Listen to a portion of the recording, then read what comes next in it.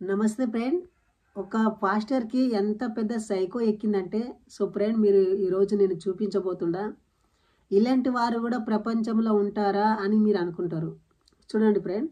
అయితే అపవాది ఉంటాడో ఆ ఇంట్లో వాళ్ళకి మనశ్శాంతి ఉండదో. ఏమంటున్నాడు చూడండి. ఏ ఇంట్లో అయితే అపవాది ఉంటాడో ఆ ఇంటి వాళ్ళతోటి మనశ్శాంతి ఉండలేదంట, శాంతి సమాధానాలు ఉండలేవంట. వీడు చెప్తున్నాడు, ఈ పాస్టర్ అన్న చెప్తున్నాడు. చూడండి, ఇంకా ముందర చాలా ఇంట్రెస్ట్ అయిన మాటలు చెప్తాడు, దానికి కౌంటర్గా మాట్లాడతాడు. చూడండి మీరు. వాళ్ళకి ఆరోగ్యాలు ఉండవు, ఆ ఇంట్లో వాళ్ళకి ఆరోగ్యాలు ఉన్నాయంట, నెమ్మది ఉండదు, ఆ ఇంట్లో వాళ్ళకి సుఖం ఉండదు. అప్పుడు గ్రహించాలి, ఏమండి ఈరోజు నా ఇంట్లో ఎందుకు ఈ సుఖము లేదు, ఎందుకు ఈ నెమ్మది లేదు. చూడండి, ఎప్పుడైతే అపవాది, ఈ పాస్టర్ ఏమంటున్నాడు అంటే, ఎప్పుడైతే అపవాది మీ ఇంట్లో ఉంటుందో మీ ఇంట్లో నెమ్మది లేకుంటుంది, సుఖం లేకుంటుంది, శాంతి సమాధానం లేకుంటుంది. అప్పుడు మీరు గ్రహించాలంట, నా ఇంట్లో సాతానుడు ఉండడంటే గ్రహించాలంట. నాకు రాబడి లేదు, ఎందుకు నా కుటుంబం ఎప్పుడు మాటి మాటికి ఏదో తెగుళ్ళు, ఏదో ఒక ప్రమాదం, ఏదో ఒక కష్టం, ఏదో అనారోగ్యం, నా ఇంట్లో ఎందుకు ఇంత భయంకరంగా ఉంది అని అనుకుంటే, నీకు ఆత్మీయ నేత్రాలను తెరిస్తే దేవుడు నీకు బయలుపరిచేది ఏంటో తెలుసా?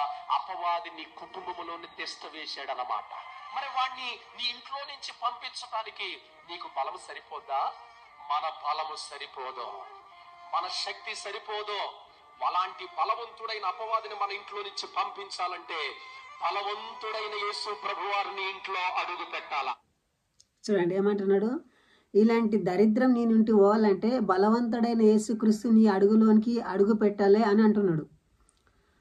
నేను ఒక మాట గ్రహించాలి మీరు. ఇతను ఏమంటున్నాడంటే, ఎవరి ఇంట్లో అయితే అపవాది ఉంటాడో వాని ఇంట్లో శాంతి సమాధానాలు ఉన్నాయి అంటే నేను చెప్తున్నాడు కదా.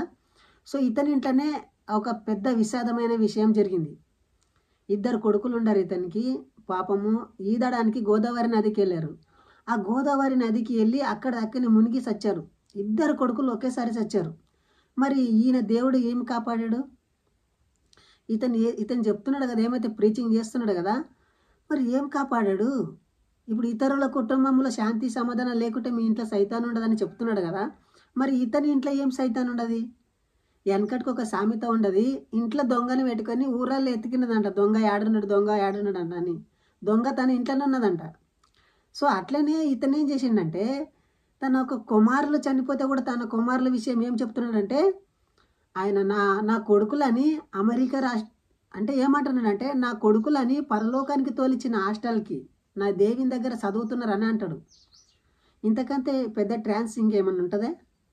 సో ఈ వ్యక్తిని నేను నిందించకొచ్చిన, ఎందుకంటే ఇలాంటి ట్రాన్స్లో కూడా ఉంటారా అంటే, ఇద్దరు వ్యక్తులు నీళ్ళల్లో మునిగి చనిపోతే ఏ తండ్రి అయినా బాధపడతాడు. ఇప్పుడు పెళ్ళికి వచ్చిన కొడుకులు చనిపోతే ఎవరైనా ఊరుకుంటారా?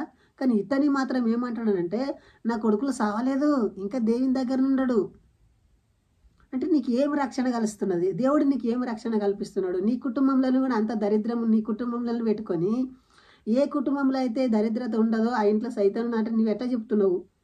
నిజంగా దేవుని కృప నీ మీద ఉంటే నీ కొడుకులు సావకుండ్రి కదా. సో దయచేసి ఆలోచించండి. ఇంకేమంటాడు చూడండి. సో ఫ్రెండ్, ధర్మము రక్షించబడలే, మన ఒక సంప్రదాయం రక్షించబడాలని ఒక వీడియోలు చేస్తున్నాను ఫ్రెండ్. సో మీకు ఈ వీడియో కన్నా నచ్చితే లైక్ చేసి సబ్స్క్రైబ్ చేయడము మర్చిపోకండి ఫ్రెండ్. మీ సపోర్ట్, మీ ఆదరణ ఎంతో కావాలి. ఎందుకంటే చాలామంది అమాయకమైన మన హిందూ సోదరులు క్రిస్టియనిటీలో కన్వర్ట్ అయ్యి మనకి వ్యతిరేకంగా ఉంటారు. మనందరము పోరాడి మన ఒక వారిని మనము రక్షించుకోవాలని కోరుతూ ఈ వీడియో ఇంతకుతో ముగిస్తున్నానండి. తప్పకుండా మీరు లైక్ చేసి సబ్స్క్రైబ్ చేయండి. జై హింద్, జై శ్రీరామ్, భారత మాతాకు జై.